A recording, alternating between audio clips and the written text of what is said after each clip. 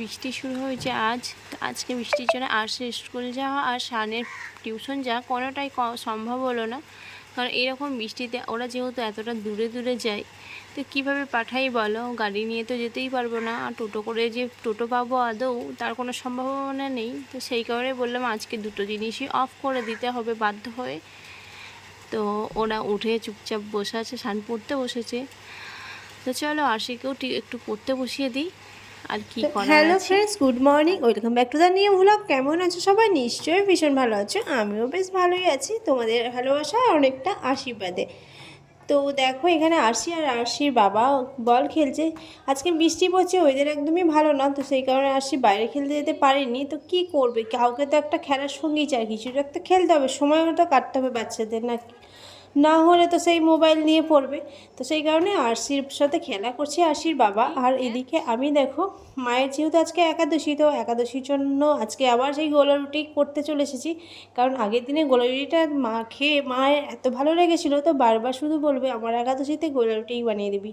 তো আজকের গোলা রুটিটা করতে গিয়ে একটু আমি নাজেহাল হয়ে পড়েছি, যেহেতু তাওয়াটা খুব একটা বেশি না তাতাতেই তার মধ্যে আমি যেই ব্যাটারটা ঢেলেছি তো পুরো ধরে যাচ্ছিলো।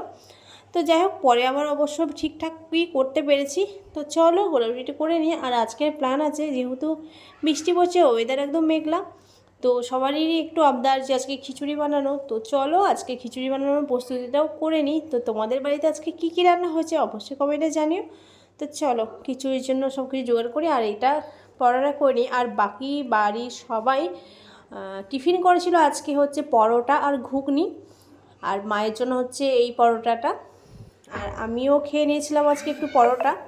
তো চলো দেখতে থাকো ভিডিওটা।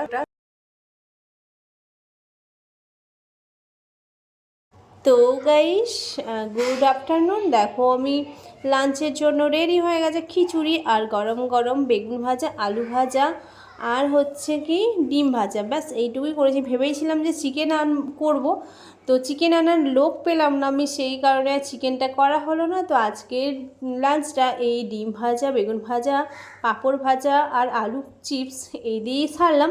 তো এগুলো দিয়েও খিচুড়িটা পুরো জমে যায়। তো ভীষণই ভালো লাগছিলো। খিচুড়িটাই মেন ব্যাপার। খিচুড়িতে এত কিছু সবজি দিয়ে রান্না করা হয়েছে, খিচুড়িটাই ভীষণ পছন্দের আমার। কোনো তরকারি লাগে না, বাট এগুলো তো করতে হয়।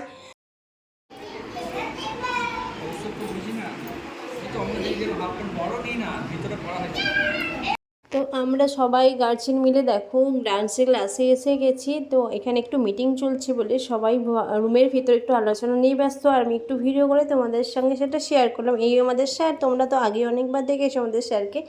তো চলো পুরো ভিডিওটা দেখতে।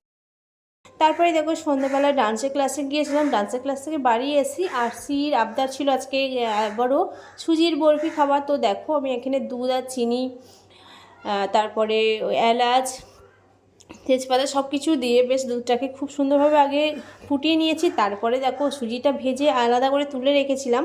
তো দুধটা একটু ফুটিয়ে নেওয়ার পর সুজিটা দেবো, তারপরে একটু ভালো করে নেড়ে চেড়ে সুজির বরফিটা করে নেব।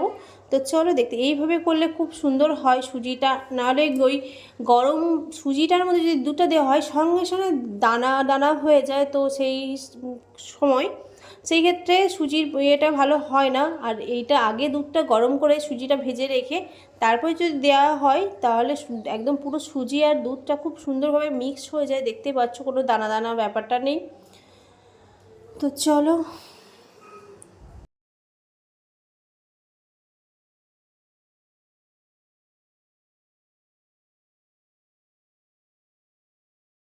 তো দেখো আমার সুজির বরফি করার জন্য সুজিটা একদমই রেডি হয়ে গেছে। দেখো একদম পুরো শুকনো শুকনো হয়ে গেছে, আর এই হচ্ছে একদমই শুকনো পারফেক্ট হয়ে গেছে। এটাকে আমি থালায় রেখে জুড়োতে দিয়ে দিলেই সুজির বরফি একদম রেডি।